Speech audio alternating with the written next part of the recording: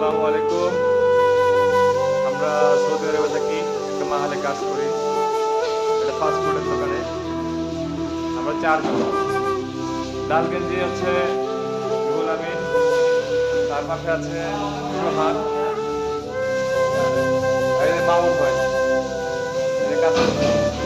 তো আপনারা দেখেন যে আমরা এখানে চারজন আছি, তিনজন আরো আছে, মানে 7 জনের খাবার আজকে আপনাদেরকে দেখাবো। এই দেখেন, 7 জনের মাত্র এইটুক তরকারি দিয়ে 7 জনে খেতে হবে, তাও 2 বেলা এখন, এবং হচ্ছে কাল বিকেলে সন্ধ্যার আগে 2 বেলা। আর ভাত হচ্ছে এই যে 7 জনের, এটা ভাত, এটা ভাত। চিন্তা করে দেখেন আমরা কত কষ্টে থাকি এখানে।